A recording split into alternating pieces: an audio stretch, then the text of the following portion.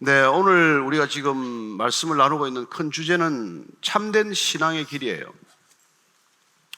우리가 신앙의 길을 걷기 위해서 지금 이렇게 모인 것이죠. 우리는 어떻게 하면 바른 신앙인이 될 것인가? 예수님 당시에도 그 많은 종교인들이 있었지만 예수님께서는 종교인들을 그렇게 싫어하셨어요. 그래서 우리가 정말 신앙의 길로 접어들면 종교적이 되지 않습니다. 예수님은 너무 종교적이 아니어서 십자가에 달려 죽었어요. 여러분 아셔야 합니다. 그 당시 예수님이 충분히 종교적이었다면, 종교인들과 타협하고 종교인들과 화합했다면 그분은 죽을 일이 없어요. 그분은 로마 식민 정권하고 부딪히지 않았습니다. 로마 식민 정권과 빌붙어 있는 헤롯 정부에 투쟁하다가 돌아가신 게 아니에요. 그분은 가장 종교적인 사람들한테 박해를 받았습니다. 무엇 때문이겠어요? 정치인들이나 폭력배들이나 경제인들은 우리에게 돈을 좀 뺏어갈 수도 있고 우리에게 자유를 빼앗아갈 수도 있지만 영혼을 빼앗아가지는 못합니다. 그러나 이단이나 종교인들은 우리의 영혼을 도적질하고 우리의 영혼을 노략질한다는 것을 아셔야 합니다. 그래서 예수님께서 이 땅에 그 가짜 종교인들, 하나님의 신앙을 빙자해서 영혼을 도적질하는 사람들에게 가차없이 단호한 그런 질책을 휘둘렀던 것이죠. 마치 성전에서 채찍을 휘둘러서 다 쫓아버렸듯이. 지금 예수님이 오시면 누구하고 투쟁하실 것 같아요. 그래서 예수님께서는 오셔서 신앙의 길이란 그렇게 수많은 종교인들이 걸어가는 오른편 길도 아니고 수많은 무신론자들이 걸어가는 왼편 길도 아니고 그 사이에 좁은 길이 있다는 것을 말씀해 주셨습니다. 그 길을 가기 위해서는 모든 사람들이 가고자 하는 길에서 돌이켜야 하는 길이라는 것을 말씀해 주십니다. 여러분, 이 땅에는 지금도 3,000개 이상의 종교가 있어요. 그 많은 종교의 길이 있다고요. 그리고 또 이 땅에 과학이 종교를 대신한 이후로 수많은 무신론자들이 생겨났어요. 하나님이 어디냐? 그렇죠. 첫 번째 우주선을 탔던 가가린은 나가서 첫 일성이 뭐예요? 나는 지구를 벗어나서 하늘을 들어보았더니 신은 없었다. 그런 얘기를 했죠. 그런 무수한 무신론자의 길이 있고 수많은 종교의 길이 있지만은 그 가운데 주님께서는 생명의 길 걷게 하시기 위해서 오셔서 우리에게 내게로 돌이키라. 종교의 길도 아니고 무종교의 길도 아니고 생명의 길로 돌이키라. 사랑의 길로 돌이켜라. 진리의 길로 돌이켜라. 영생의 길로 돌이켜라. 그 얘기하러 오신 거란 말이죠. 그리고 그분께서는 놀랍게도 그러려면은 너희들은 직업을 가지고 돈 버는 직업, 내 목숨 하나 부지하는 직업이 아니라 사람을 낚는 직업이 되라고 말씀하시는 것이죠. 영혼을 낚을 줄 아는 그런 어부가 되라고 도전하신 것이죠. 우리 삶의 프레임을 통째로 바꾸시는 분입니다. 그리고 어렵게 얘기한 거 하나도 없어요. 예수님 얘기는 누구나 다 알아들을 수 있는 얘기예요. 무슨 복잡한 신학적 논리가 아니에요. 그냥 내 말을 듣고 내 말씀대로 살면 되는 거고, 그리고 서로 사랑하면 되는 거고, 그리고 그 말씀이 내 안에 머무르게 하기만 하면 열매가 맺히는 삶을 살게 하셨습니다. 그런데 이런 예수님을 따르는 길은 예수님이 누군지를 알 때 따를 수가 있다는 것입니다. 그분이 누구인지를 알아야 바르게 믿을 수 있기 때문에. 따라서 그분을 따르는 길은 그분을 알아가는 길이기도 하지만 그분을 믿어가는 길이기도 하다는 것입니다. 그래서 바른 신앙의 길이란 그분을 바르게 믿는 길이라는 것을 알게 됩니다. 예수님께서는 끊임없이 믿음을 강조하셨어요. 믿음. 우리 지식 영역에서 우리의 뇌 안에서는 끊임없는 지적 영역이 개발이 되고 있고 수많은 지식이 들어가서 지식이 폭발적으로 늘어나고 있어요. 근데 그 많은 지식의 길이 아니라 그분은 우리를 믿음의 길로 부른다는 것을 알게 됩니다. 내가 나를 믿느냐라고 하는 도전입니다. 왜냐하면 이 믿음의 영역은 우리가 다른 차원으로 올려갈 때, 옮겨갈 때 반드시 필요한 일이기 때문이에요.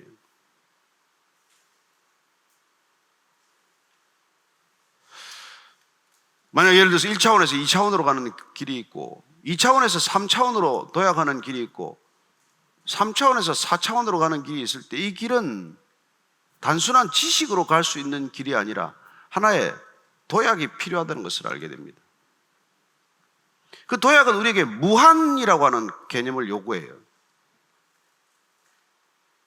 점이 하나 선이 되기 위해서도 선 위에 무한한 점이 있어야 하고 무한한 점을 가진 선이 무한히 펼쳐져야 면이 되고 무한한 면이 공간을 이루기 위해서는 무한히 펼쳐져야 한다는 무한의 개념이 없이는 다음 차원으로 못 넘어갑니다. 따라서 우리가 시공간의 차원에 살면서 다음 차원으로 넘어가려면 무한한 시공간의 차원이 있다는 것을 인정해야만 우리가 다음 차원으로 넘어가기 때문에 이것은 경험한 일도 아니고 우리가 단순히 지식적으로 공부해서 알 수 있는 길이 아니고 이건 믿음으로 갈 수 있는 길이기 때문에 주님께서 우리에게 믿음으로 다가오기를 요구하는 것이죠. 내가 믿느냐? 그분께서는 그 차원으로 우리를 인도하기 위해서 우리에게 부활이라고 하는 것을 놀랍게도 보여주시고 그걸 믿으라고 요구해요. 따라서 믿음이란 믿음의 주체가 내가 아니라는 것을 인정해야 합니다. 우리가 믿는 건 내가 잘나서 믿는 것도 아니고 내가 대단히 신심이 있어서 믿는 것도 아니고 내가 믿어야 할 대상에 달려있는 거예요. 잘못 믿으면 망하는 거죠. 교주를 믿었다가 망하는 종교인이 얼마나 많습니까? 얼마나 많은 이단들이 종교인들이 교주를 믿어요. 망하는 지름길이죠. 따라서 우리의 믿음의 대상은 예수님이라는 것을 알게 됩니다. 그분께서 나는 생명의 떡이다, 세상의 빛이다, 이렇게 계속해서 우리가 알듯 말듯한 소리로 도전하시거든요. 그리고 나중에 부활이요 생명이다. 그리고는 나는 하나님이 세상을 이처럼 사랑하셔서 독생자를 주셨으니 이는 저를 믿는 자마다 멸망치 않고 영생을 얻게 하려 하십니다 라고 말합니다. 믿는 자마다 영생을 얻는다는 거예요. 따라서 영원한 생명을 주시는 게 목적이에요. 믿는 자마다 돈을 줄 것이다, 믿는 자마다 권력을 줄 것이다, 믿는 자마다 인기를 줄 것이다, 믿는 자마다 학위를 줄 것이다 라고 말하지 않아요. 믿는 자마다 eternal life, everlasting life, 사라지지 않는 생명, 멸망이란 눈앞에 잠시 있다가 없어지는 거예요. 하나님, 우리가 다음 차원으로 올라가기 위해서는 눈앞에 있다가 없어지는 생명 가지고는 못 가기 때문에 이걸 초월하는 초월적 생명을 우리에게 주시고자 하고 그 생명을 받아야 우리는 이른바 하나님과 영원히 거할 수 있는 하나님 나라에 쑥 진입하게 된단 말이에요. 그런데 하나님의 나라는 이 땅 가운데 함께 있다는 것을 알게 됩니다. 2차원 안에는 1차원이 내포되어 있고 3차원 안에는 2차원이 내포되어 있듯이 하나님의 나라 안에는 이 땅의 모든 나라가 내포되어 있다는 것을 알아야 합니다. 따라서 이것 또한 하나님의 나라의 일부라는 것을 알게 됩니다. 따라서 하나님께서는 하나님의 나라가 이 땅 보이는 현상 세계에도 침투해 들어가기를 원하고 이 땅 가운데서도 하나님의 나라가 확장되기를 원하고 하나님의 나라가 이 땅을 통째로 바꿔놓기를 원하시는 분이에요. 그게 성경의 얘기입니다. 근데 그런 일들은 우리의 지적인 활동만으로 되는 일이 아니라 믿음의 영역으로 들어가지 않으면 우리가 이해할 수 없는 일이란 말이에요. 눈에 보이는 이 육신이 하나 사라지면 그만이지 뭐가 더 있느냐 라고 말하는 시대를 우리는 살고 있어요. 이 육신을 태워버리거나 파묻어버리면 끝이지 뭐가 거기 더 있느냐. 따라서 지금 예수님께서 이 땅에 오셔서 진정한 믿음을 우리에게 심어주고자 하시는 것이죠. 그리고 오직 한 가지 믿음의 대상은 그냥 우리가 믿는 이런 통상적인 신념의 세계와 다른 거예요. 신념의 세계 또한 보이지 않는 가치를 추구할 수도 있고 이념을 추구할 수도 있고 사상과 철학을 추구할 수도 있지만 그건 전부 자기 자신에게서 비롯된 아이디어, 생각에서 비롯된 거예요. 그러나 주님이 우리에게 요구하시는 믿음은 팩트에서 출발해야 한다는 것입니다. 따라서 예수님께서는 부활이라고 하는 그림을 500여 명의 제자들에게 보여주셨어요.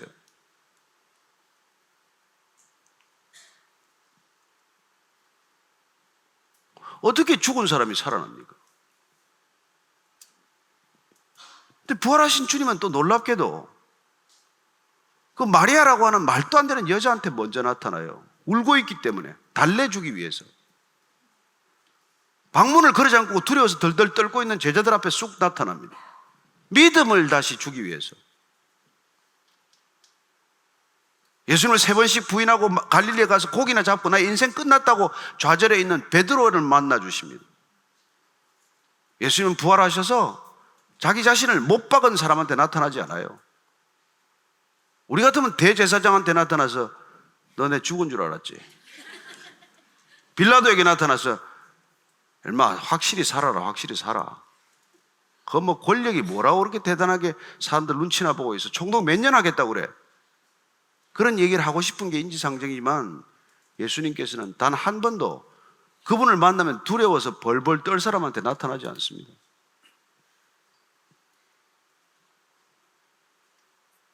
그리고 성경은 그분이 부활했다는 것을 다 제자들이 의심한 사실을 기록하고 있어요. 그걸 믿게 하려면 짜고 뭐 완벽하게 기록할 수 있죠. 다 이게 미심쩍어하고 반신반의하고 이게 뭐야 도대체 하는 그런 불신과 의심이 교차하는 우리 안의 내적인 갈등을 정확히 기록하고 있는 책이에요.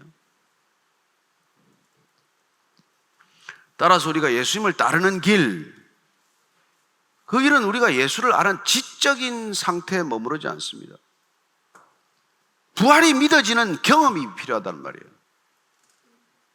따라서 믿음은 팩트를 기반으로 하지만 내가 보지 않은 팩트도 팩트로 받아들일 수 있는 담대한 믿음의 결단, 그런 의지적인 결단을 요청하는 시점이 있다는 것입니다.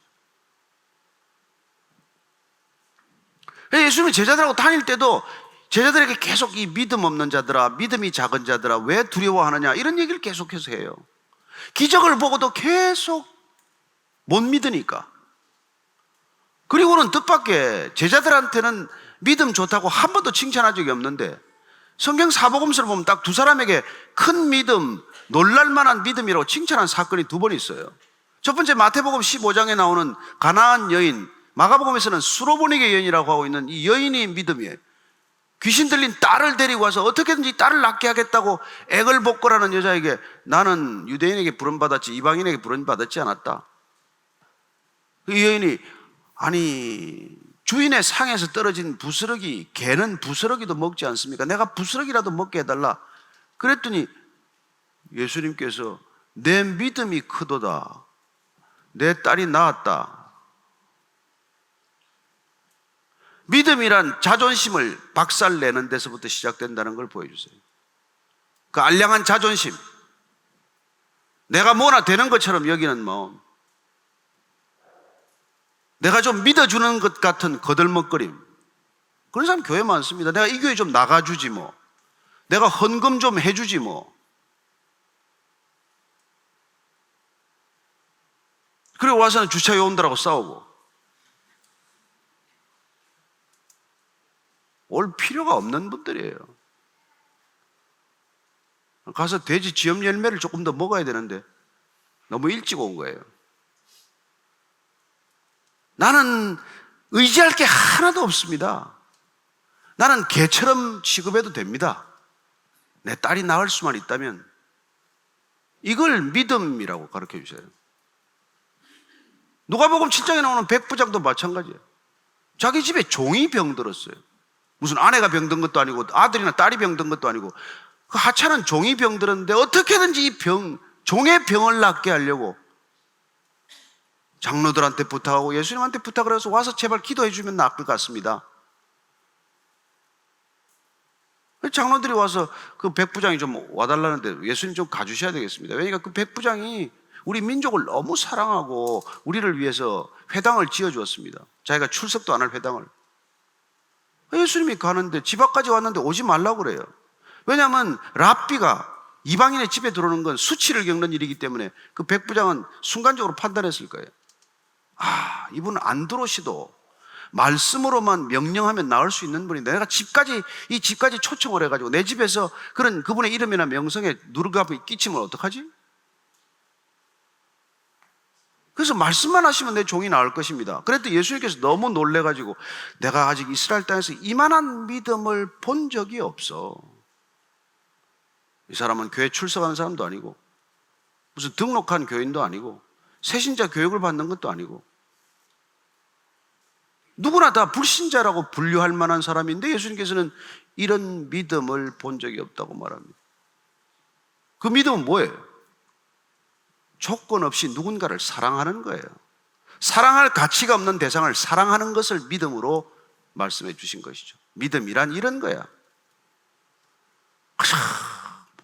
아침에 교회 나오고 저녁에 교회 나오고 주일 성수하고 온갖 헌금을 다하는 게 아니라 누군가 사랑 안 해도 되는 사람을 사랑하는 것, 가치 없다고 여기는 사람까지도 사랑하고 품는 마음. 이방민족 그럼 뭐 통치권자로서 뭐 일본 순사가 한국 조선 백성 대하듯이 대하고 가도 되는데 그 백성들을 위해서 이렇게 안타까워하고 그 사람들을 그렇게 사랑하는 마음.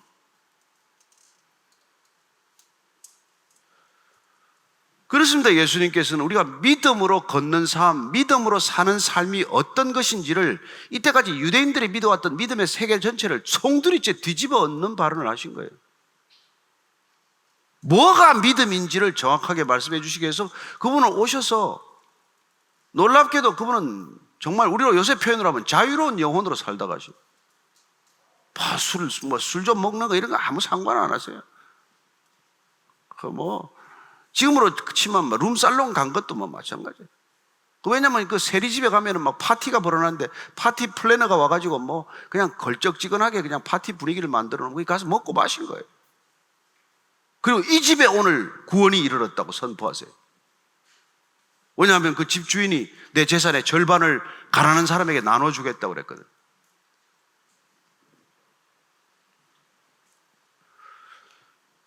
저는 이런 예배가 필요 없다는 사람은 아니에요. 그러나 이런 예배로 안심하지 마십시오. 이런 예배 한 번 드렸다고 여러분들이 크리스찬 되는 거 아닙니다. 매주 온다고 좋은 크리스찬이 되는 것도 아니에요. 정말 예수님이 원하는 믿음, 바른 신앙이란 뭘까요? 어쨌든 그분이 우리 인생에 끼친 막강한 영향력 때문에 우리의 삶이 송두리째 바뀌어야 됩니다. 그래서 믿음으로 그런 일이 일어나는데 믿지 않고 그런 일이 일어나는 사람들 보면 불안하니까 자기도 그렇게 변한 것처럼 사는 거짓 위선자들이 너무 많기 때문에 혼란스러운 거예요. 사람들이 보면 몰라요. 저같이 멀쩡하게 직장 다니다가 신학교 가서 목사까지 되면 믿음이 엄청 좋은 줄 알아요. 저도 이제 한낱 종교인의 길로 접어들었죠. 그래서 열심히 하면 성도도 많이 모일 것이고 설교가 좀 잘 되고 은혜가 되고 들리면 사람이 더 올 것이고. 근데 여러분들이 내 얘기 듣고 뭘 어떻게 될래? 그냥 일주일에 한 번씩 내와서 내 얘기 듣는 게 그게 뭐가 그렇게 대단하겠어요? 주님이 내 안에 들어오셔야 그분이 약속하신 선물이 있어요. 나는 잠깐 있다 떠날 거야. 내가 떠나면 선물이 오는데 그분이 오셔야 너희들에게 대해서 비로소 의에 대하여, 죄에 대하여, 심판에 대하여 깨닫게 할 거야. 여기 깨달아지면 우리는 정말 믿음의 길에 접어들게 돼요. 우리는 바른 믿음의 길을 가게 돼요. 내 능력이 아니라 그분이 내 안에 계셔서 나를 끌어가듯 인도하듯 그렇게 나를 믿음의 길로 데리고 간다고요. 그전에 내가 믿기로 결정했는데 결정했더니 하나님께서 너무 그걸 귀한 결정으로 받아주셔가지고 선물을 우리에게 주시는데 선물로 오신 보혜사 성령께서 그때부터는 우리를 끌어가기 시작을 해요. 그래서 베드로가 낙심하고 코가 빠져가지고 있는데 베드로를 이제 다시 회복시키시고 내가 너를 사랑한다. 넌 나를 사랑하지? 넌 내 양을 쳐. 그리고는 이런 말씀을 하세요. 너 젊어서는 네가 원하는 대로 다녔지. 이제는 내가 원하는 대로 너를 끌어갈 거야.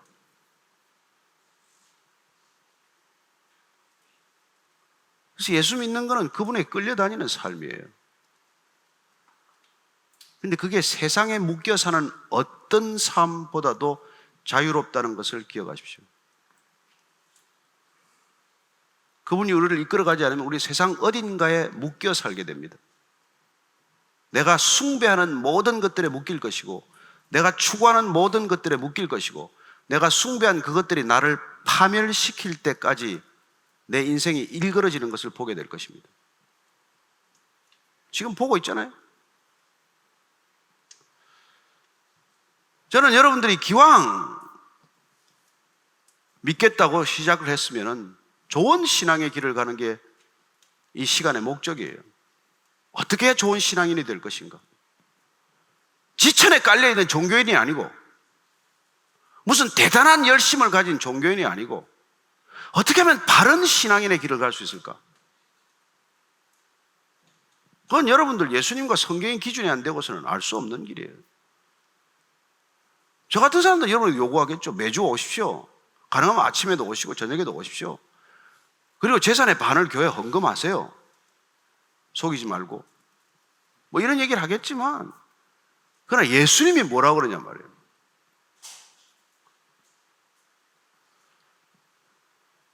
그런데 이 세상은 지금 뭐 예수님이 왜 하나님이에요?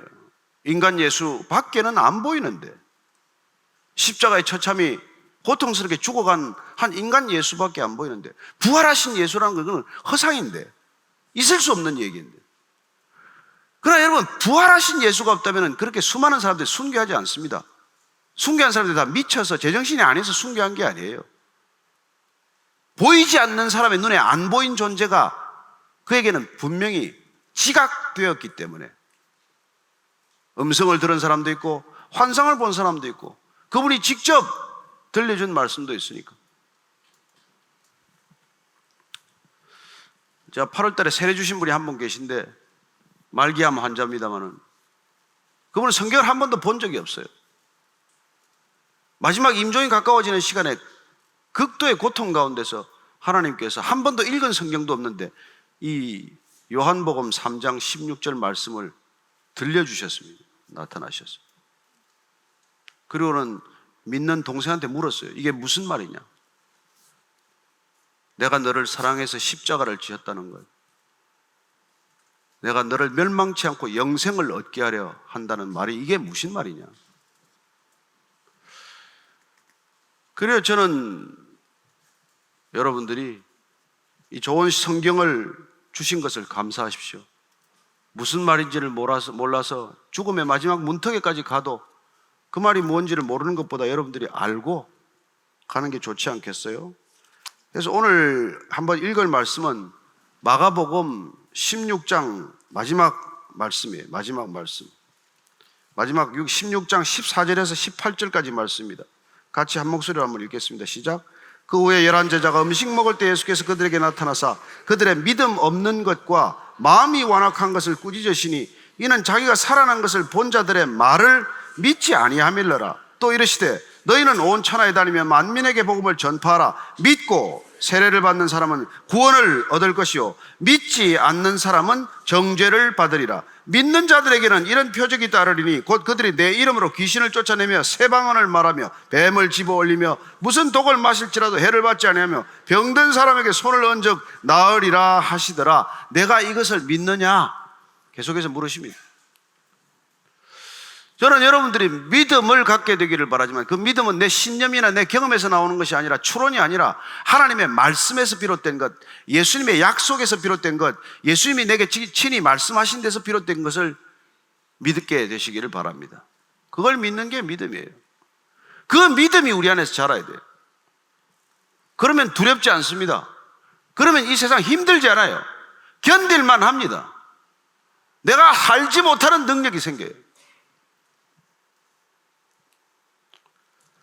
그리고는 점점 믿음이 내 눈앞에서 현실화되어 가는 것을 보게 됩니다. 믿기만 했는데, 그래서 히브리서 기자는 이렇게 말합니다. 한번 같이 또 읽을까요? 히브리서 11장 1절 2절 말씀입니다. 믿음은 바라는 것들의 실상이요 보지 못하는 것들의 증거니 선진들이 이로써 증거를 얻었느니라. 눈앞에 보이는 증거를 가지고 믿음이 생겼다고 말하지 않습니다. 믿음을 가졌더니 믿음의 대상이 눈앞에서 현실이 되어가는, 그래서 내 앞에 증거가 되는 사건을 경험했다는 뜻이에요.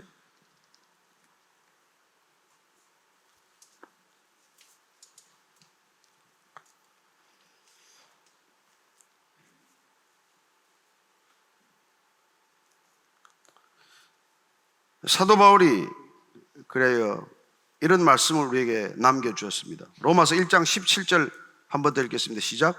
복음에는 하나님의 의가 나타나서 믿음에 이르게 하나니 기록된 바 오직 의인은 믿음으로 말미암아 살리라 함과 같으니라.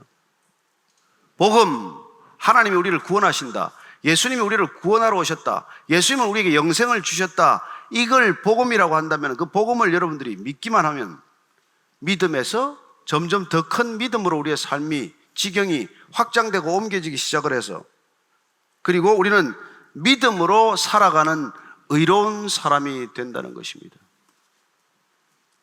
이 땅에 정의가 뭘까요?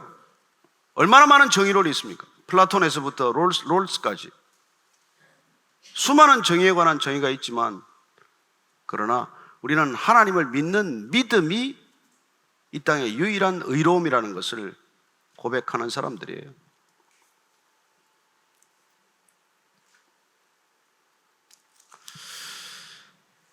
그렇습니다. 아까 말씀드렸던 대로 우주에 나가보니까 뭐 없더만, 하나님이. 신은 없는데 뭐. 그런 신이 어디 있어요?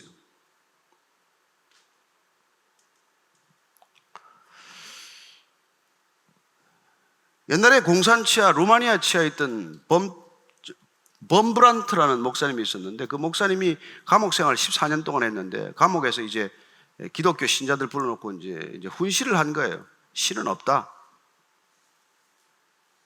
소련 우주 비행사 가가린이 우주에 나가보니까 신이 없다고 우리에게 분명히 증언하지 않았느냐. 그랬더니 범브란트 목사님이 뭐라고 말씀하는지 아십니까? 개미가 내 신발을 한번 둘러보더니 범브란트는 없다, 그 말하던 거하고 같다는 거예요. 저는 오늘 제 말씀을 한 시 하나로 정리하고자 합니다. 유안진 씨라고 하는 시인이 있는데, 그분이 이 소재를 가지고 시를 썼어요. 시의 제목은 하루살이와 개구리입니다. 혹시 뭐 읽어보신 분도 계실지 모르겠는데, 이 우주에 나가보니까 신이 없다는 얘기를 듣고 이분이 아마 시를 쓴 것 같아요. 하루살이와 매미가 함께 놀았습니다. 저녁 때가 되자 매미는 오늘 그만 놀고 내일 또 놀자고 말했습니다. 그러자 하루살이는 예 매미야, 내일이 뭐니? 하고 물었습니다. 매미는 내일이란 캄캄한 밤을 지나면 다시 오늘같이 밝은 날이 오는데 그것이 바로 내일이라고 일러주었으나 하루살이는 결코 이해할 수가 없었습니다. 매미와 개구리가 놀았습니다. 개구리는 매미에게 예 그만 놀자, 날씨가 추워지니 내년에 만나자라고 말했습니다. 그러나 매미는 내년이 무엇인지 알지 못했습니다. 개구리가 아무리 내년을 설명해도 매미는 이해할 수가 없었습니다. 눈이 오고 얼음이 얼고 다시 봄이 온다고 말했으나 매미는 통 알아듣지 못했습니다. 소련의 과학자가 우주선을 타고 하늘 높이 올라가 보고 신은 없다, 절대로 없다라고 말했다 합니다. 미국의 과학자가 우주선을 타고 하늘 높이 올라가 본 소감은 하나님의 세상은 너무나 아름답더라라고 말했다고 들었습니다. 같은 것을 보고 우리는 이렇게 말할 수 있다는 것이죠. 저는 여러분들이 하루살이가 되지 않기를 바랍니다. 매미가 되지 않기를 바랍니다. 개구리로도 만족하지 않게 되기를 바랍니다. 우리는 하나님의 형상으로 지음받은 사람들입니다. 하나님의 DNA를 가진 인간입니다. 그 까닭은 하나님께서 우리를 하나님의 영역, 곧 하나님의 나라로 우리를 초청하기 위한 하나님의 계획이기 때문입니다. 그 부르심에 기꺼이 달려가는 저와 여러분 되기를 바라고, 그렇게 달려가는 힘은 오직 믿음에 있다는 것을 기억하십시오. 내 힘으로 못 갑니다. 그 믿음은 하나님께서 부어주시는 믿음의 능력이어야 합니다. 저는 그 믿음이 저와 여러분들을 다른 세계로 이끌어가는 능력이 되기를 축복합니다. 기도하겠습니다. 하나님 아버지, 믿음에서 믿음에 이르게 하옵소서. 주는 그리스도시요 살아계신 하나님의 아들이라고 하는 믿음의 고백이 우리의 인생을 바꾸는 중심의 고백되게 하여 주옵소서. 예수님 이름으로 기도합니다. 아멘. 목사님, 아직 질문이 안 왔기 때문에 한 두 가지 정도 그냥 말씀 들으면서 여쭤보고 오늘 정리하면 어떨까 싶은데요. 네네. 목사님께서 아까 주님께서 진짜 우리를 불러주시면 매이지 않고 자유롭고 자유로울 것이다 이렇게 말씀하시고 그때 이제 세상에 매이지 않을 것이다 이런 말씀을 하셨는데 우린 세상에서 살아야 되잖아요. 네. 그러니까 그리고 여기 이제 오늘 지나면 내일 또 다 직장애들 가실 텐데, 그러니까 그렇죠. 그럴 때 어떤 긴장이나 우리가 그 있죠. 세상 속에서 살면서 네. 어떻게 이게 자유롭다 혹은 매이지 않았다 이걸 어떻게 확인할 수 있을까요? 저는 뭐 이런 비유가 있어요. 어떤 분이 가서 하루 종일 이제 이 벽돌 일을 하는데 그분에게 주어진 일은 이제 담을 쌓는 일이에요. 그래서 저는 하루 종일 담을 쌓는다고 하는데 어떤 사람은 거길 가더니 이 담이 뭐 예를 들어서 교회 건물의 일부라는 얘기를 들은 거예요. 그래서 이분이 나는 단순한 담을 쌓는 게 아니라 교회를 지으러 가는 거구나 이런 생각을 하고 간 거예요. 그런데 어떤 사람은 그 일을 통해서 아니야 이거는 하나님 나라를 쌓는 일이야 라고 얘기를 들었다는 거예요. 그러면서 그는 이게 내가 단순히 하나 건물 짓는 것이 아니라 이 건물을 통해서 하나님의 나라가 이루어지는 거구나 이런 삶의 해석이 되었다는 뜻이에요. 따라서 우리가 주님께 붙들렸다고 해서 내가 하는 일의 의미가 단순히 눈에 보이는 현상만의 일이 아니라 영원히 담지된 일이다라는 것을 깨닫는 것이 신앙의 길이라는 거죠. 그 신앙이 우리에게 오면 하는 일이 우리를 속박하는 것이 아니라 우리가 하는 일의 의미를 확장할 수 있다는 것이죠. 그런 점에서 우리는 자유로운 생애가 되는 거예요. 그때 자유란 내가 그 전에 하고 있던 일로부터 도망가는 것이 아니라 그렇죠. 그 일의 의미를 새롭게 발견하는 것이다 이 말이죠. 그렇군요. 그래서 우리 뭐 예를 들어서 범키가 랩을 그때 했는데 그래도 비교적 래퍼들 중에서 욕을 잘 안 쓴 가수예요. 그런 거 보면 좀 들어보신 것 같아요. 아니 이제 오니까 들어봤죠. 근데 점점 가사가 이렇게 은혜로운 가사가 되고 그래서 그리고 지금 이제 범키 또 지난번에 한번 만나서 식사하면서 얘기를 들어보니까 BY하고 이렇게 한번 같이 공연하는 계획도 있고 그래서 정말 랩이라고 하는 장르를 가지고 얼마든지 복음을 전할 수 있고 메시지를 전할 수 있는 삶으로 영역이 확장된 거죠. 그런 거 마찬가지라는 거죠. 그 은혜를 받았기 때문에 랩을 그만둘 이유는 없다는 것입니다. 그는 하나님을 만났기 때문에 랩조차도 하나님을 향한 열려있는 메신저의 통로가 되는 거다 이 말씀이죠. 그러니까 랩이란 좀 욕을 하거나 이 격한 말을 써야 되는 거라고만 생각할 수도 있는데 그렇지 않다. 그렇지 않다. 네. 그렇군요.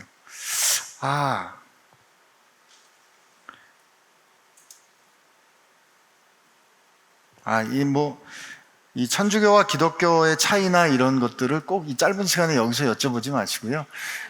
공부도 좀 하시고 또 그냥 이게 요새 어디에 이거 유튜브 다 찾아보고 하면 다 있습니다. 유튜브에도 없는 거 좀 질문하시면 좋을 것 같아요. 근데 이런 건 있어요.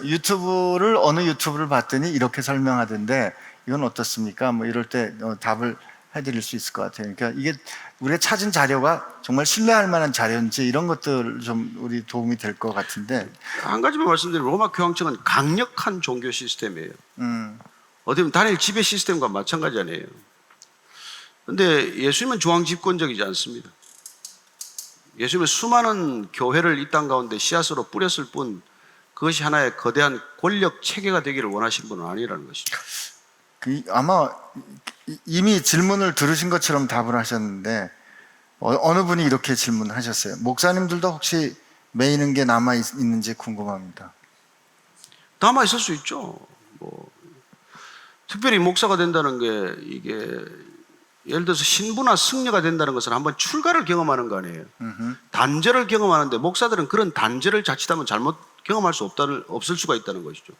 가지고 있는 가정 그대로 가지고 이렇게 하기 때문에.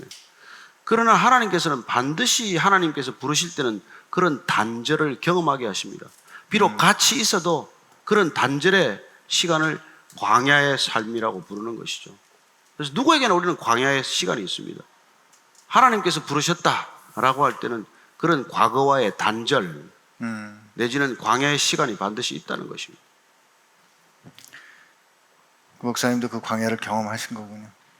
보고서도 또 물어요.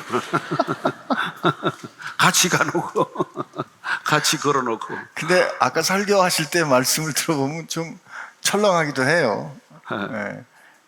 마치 우리가 그냥 신앙생활 열심히 잘하면 내가 좋은 크리스천인 줄 알았는데 그게 아닐 수도 있다라는 경고의 말씀처럼 들려가지고. 그렇죠. 저는 이제 종교 생활, 신앙 생활을 자꾸 구분하는 표현을 쓰는데 혼란스럽겠죠. 종교는 뭐고 신앙은 뭐야 할지 모르겠지만 종교는 여전히 자기 중심적 패러다임에서 못 벗어난 삶이라고 한다면 신앙은 그야말로 자기 중심성에서 벗어난 진실로 하나님 중심적인 삶의 태도라고 하겠죠.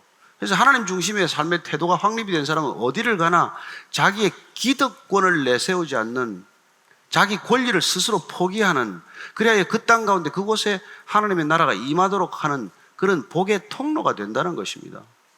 그래서 그는 어디를 가나 공동체 중심적인 삶을 살게 돼요. 결코 이기적인 삶을 살지 않는다는 것입니다. 예, 알겠습니다.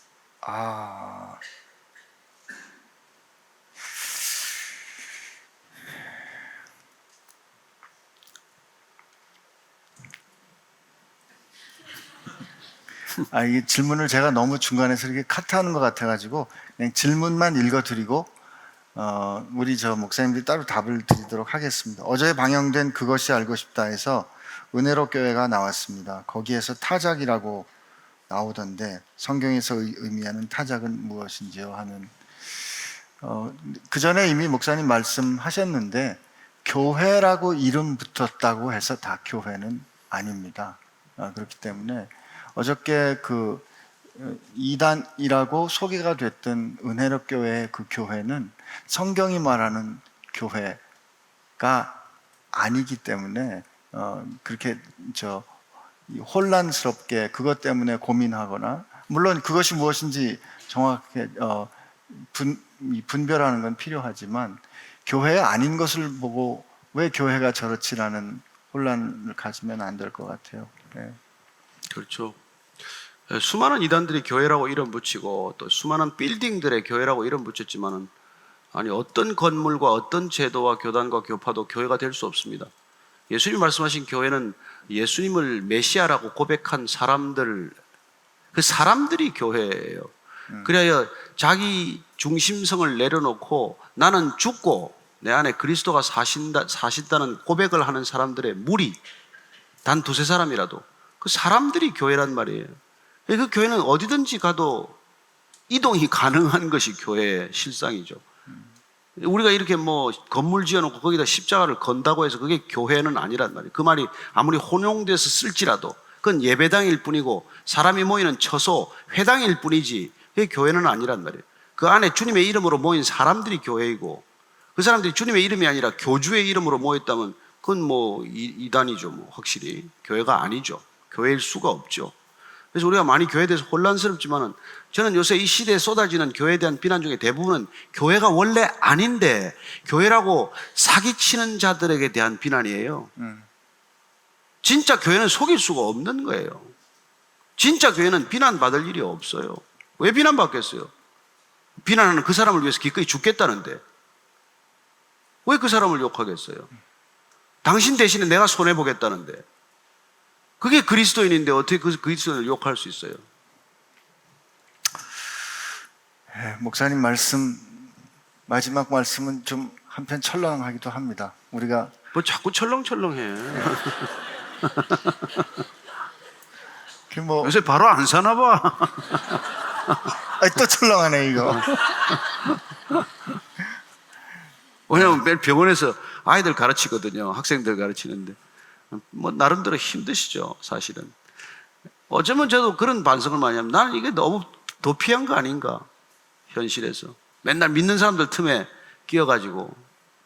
그러나 우리가 불신자들 속에 살아야 영적인 삶이 시작이 되지, 믿는다는 사람들끼리 모이면 점점 종교적이 돼요. 그래서 종교적인 경합대회를 여는 거죠. 누구 신앙이 더 좋나.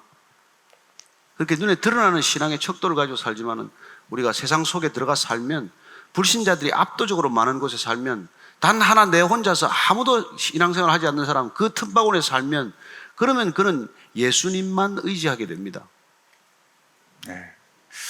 아니 오늘 목사님 자꾸 잘 못 사나 봐 그러시는 그게 사실 이제 학교에서 무슨 일을 도모하는데 갈등하는 일이 생긴 거예요. 근데 그 갈등의 원인이 되는 상대방이 제가 생각하기에 옳지 않은 것 같은 그런 판단이 들어서 갈등을 했었는데, 오늘 본문 말씀이 뭐였냐면 너희를 힘들게 하는 사람들을 위해서 축복하라고 부르셨거든요. 근데 그 축복이 잘 안 되더라고요. 그래서 이제 뭐 하여튼 근데 그렇지만 저는 우리가 하나님 앞에서 이렇게 그냥 우리가 잘 안 되는 그 모습이 정직해야 할 필요가 있다고 생각하고요.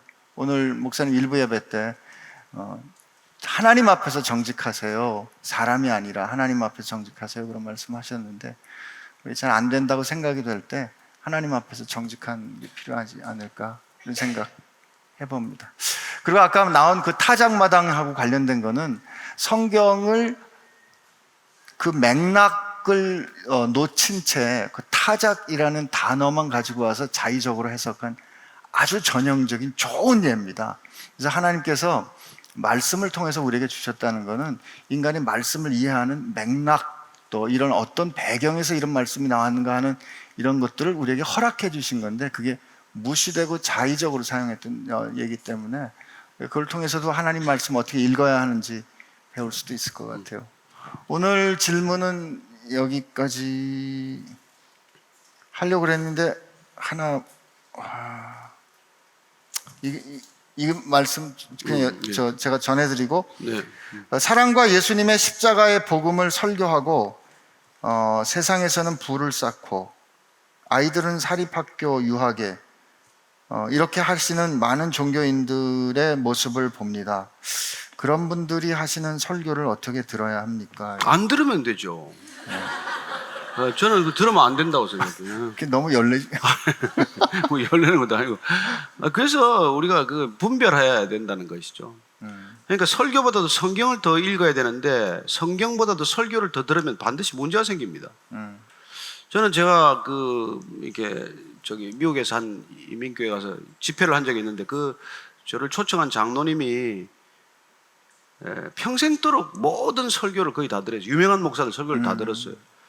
그리고서 이제 나를 초청을 해서, 왜 나를 초청했으면 그랬더니 당신만 아직 자기가 검증이 안 됐대요. 그래서 이제 뭐 집회를 끝났는데, 끝나고 나서 이분이 이제 이런 얘기를 해요. 내가 내 신앙의 문제를 깨달았습니다. 그건 내가 그 수많은 설교를 들으면서도 내가 성경을 한 번도 다 읽지 않았다는 것입니다. 제가 오늘부터 성경 읽겠습니다. 그래요. 여러분, 인간의 설교도 자칫하면 독이 묻어 있습니다.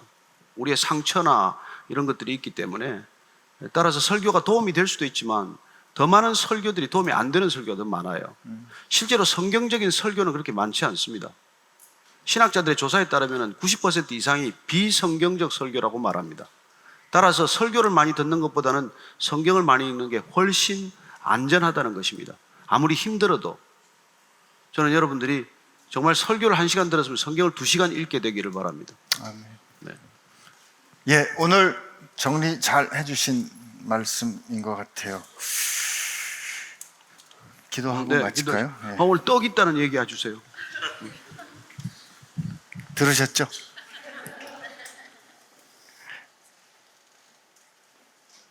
예, 같이 기도하겠습니다.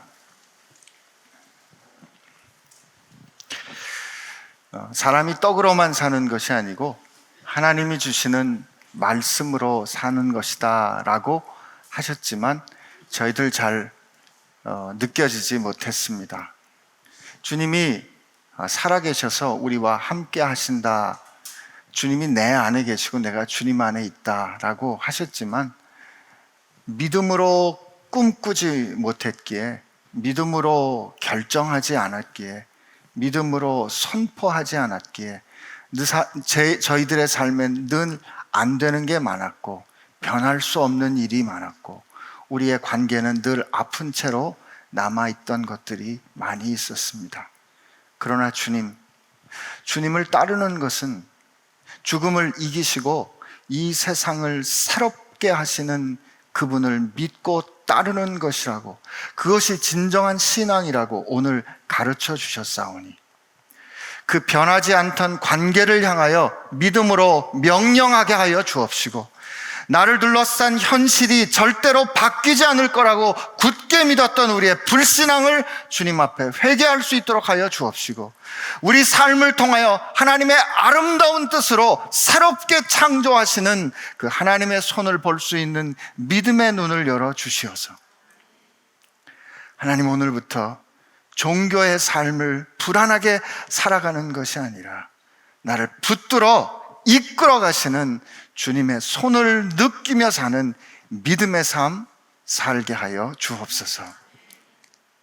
그렇게 살 수 있도록 우리에게 생명을 주신 예수님의 은혜와 우리를 향하여 너는 내 아들이고 딸이니까 염려하지 말고 내게 구하거라, 나를 믿고 내 뜻을 따르거라 말씀해 주시는 하나님 아버지의 사랑하심과 우리로 흔들릴 때 새로운 차원을 열어주시는 성령님의 역사하심이 이제 그 영광스러운 믿음의 삶을 걷기로 새롭게 결심하는 사랑하는 지체들과 함께 하시기를 주의 이름으로 축원하옵나이다.